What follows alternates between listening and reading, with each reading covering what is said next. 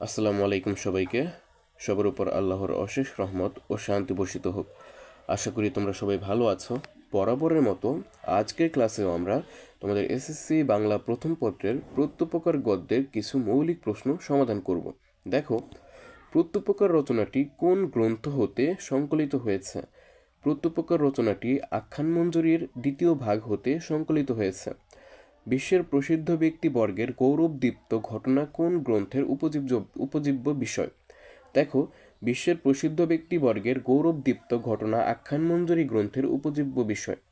প্রত্যুপকার রচনাটি কোন ব্যক্তির প্রতি উপকারের কাহিনী অবলম্বনে রচিত হয়েছে? প্রত্যুপকার রচনাটি আলী ইবনে আব্বাস নামক ব্যক্তির প্রতি উপকারের কাহিনী অবলম্বনে রচিত হয়েছে। প্রত্যুপকার রচনাটিতে কিসের বর্ণনা পাওয়া যায়? প্রত্যুপকার রচনায় দুজন মহৎ ব্যক্তির উপকার ও প্রতি উপকারের বর্ণনা পাওয়া যায়। আলী ইবনে আব্বাস কাকে মুক্ত করতে নিজ প্রাণের ঝুঁকি নিতেও প্রস্তুত ছিলেন? আলী ইবনে আব্বাস তার বন্দি আশ্রয়দাতাকে মুক্ত করতে নিজ প্রাণের ঝুঁকি নিতেও প্রস্তুত ছিলেন। বন্দি দশা হতে মুক্ত হওয়ার প্রস্তাব প্রত্যাখ্যান করেছিলেন কে?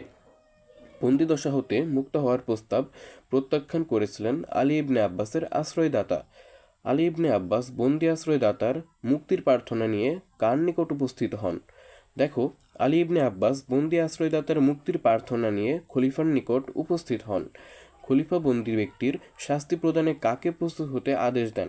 খলিফা বন্দি ব্যক্তির শাস্তি প্রদানে ঘাতককে প্রস্তুত হতে আদেশ দেন। দেখো, আলী ইবনে আব্বাসের কথায় কার কোপানল প্রজ্বলিত হয়ে ওঠে? আলী ইবনে আব্বাসের কথায় খলিফার কোপানল প্রজ্বলিত হয়ে ওঠে। গল্পে কাকে পরোপকারী, ন্যায়পরায়ণ ও সুবিবেচক বলে উল্লেখ করা হয়েছে? গল্পে বন্দি আশ্রয়দাতা ব্যক্তিকে পরোপকারী, ন্যায়পরায়ণ ও সুবিবেচক বলে উল্লেখ করা হয়েছে। খলিফা কেমন প্রকৃতির পুরুষ ছিলেন? খলিফা মহৎমতি ও অতি উন্নত চিত্তের পুরুষ ছিলেন। কার প্রকৃত পরিচয় জেনে খলিফা খুশি হয়েছিলেন? বন্দি ব্যক্তির প্রকৃত পরিচয় জেনে খলিফা খুশি হয়েছিলেন। দেখো, এগুলো হচ্ছে তোমার মুখস্থ বিদ্যা, ঠিক আছে? তোমরা যারা বেসিক ক্লাস করেছো, মানে প্রত্যুপকারের, ঠিক আছে? এখনও ভিডিও আসেনি, ইনশাল্লাহ খুব শীঘ্রই আসবে। এগুলো কিন্তু খুবই মৌলিক প্রশ্ন, ঠিক আছে? এগুলো থেকে তোমাদের এসএসসি এক্সামে মানে ক নম্বরে থাকে, ঠিক আছে? এগুলো একদম মুখস্থ করে ফেলবে। আজকের মতো এখানেই বিদায় নিচ্ছি। আসসালামু আলাইকুম।